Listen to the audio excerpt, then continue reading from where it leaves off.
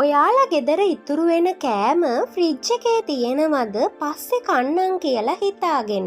ඉතින් ඒ කෑම දවස් දෙකකින් ගඳක් එනවද?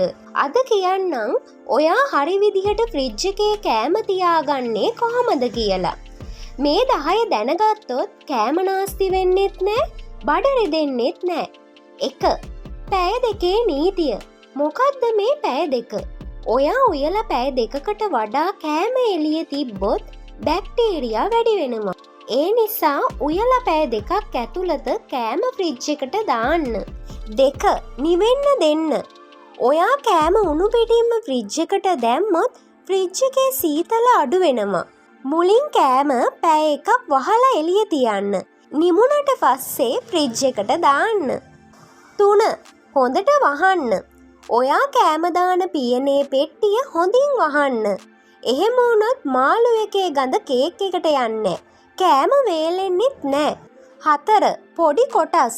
ඔයා කෑම ලොකු හට්ටියකට දාලා ෆ්‍රිජ් එකට දාන්න යන්න එපා. කෑම 1-2 ප්‍රමාණයකට බෙදලා දාන්න. එහෙම වුණාම ඉක්මනට නිවෙනවා. 5. නිවැරදි උෂ්ණත්වය. උෂ්ණත්වය හරියට තියන්න. උපරිමයට වැඩි කරන්න යන්න එපා. යට කොටස සෙල්සියස් අංශක 4ක්. ඒ කියන්නේ අංක 3ට වගේ. උඩ කොටස සෙල්සියස් අංශක 18ක්. අංක 3.5ට වගේ. අයිස් වගේ හරියට. 6. දිනය ලියන්න. ඔයා කෑම එක ෆ්‍රිජ් එකට දානකොට දිනය ලියන්න මේ දවසේ දැම්මේ කියලා. 7. අමු සහ පිසින ලද වෙන් කරන්න. පහළම රාක්කේ අමු මස් සහ මාළු තියෙනවා නම් ඉහළ රාක්කේ පිසින ලද කෑම තියන්න. මොකද අමු මස්වල බින්දු පිසින ලද කෑමට වැටුනොත් බඩ යනවා.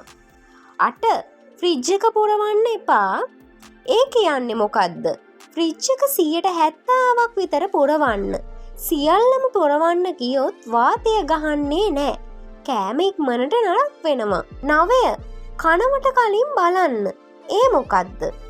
කන්න කලින් ඔයා කෑම එකේ පුස් තියනවද, ගඳද, ලිස්සනවද? ඒ ටික බලන්න.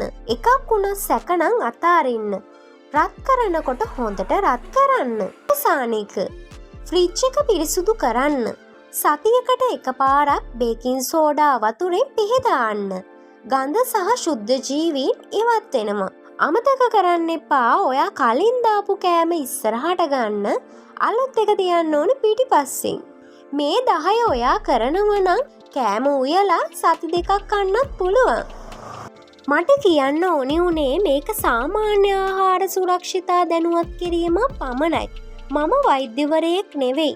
ඔයාට ලෙඩක් තියෙනවා නම් වෛද්‍යවරයෙක්ගෙන් අහලා උපදෙස් ගන්නත් පුළුවන්. නිරෝගීව ඉන්න ගමන් හැඩට ඉන්න උත්සාහ කරන්න.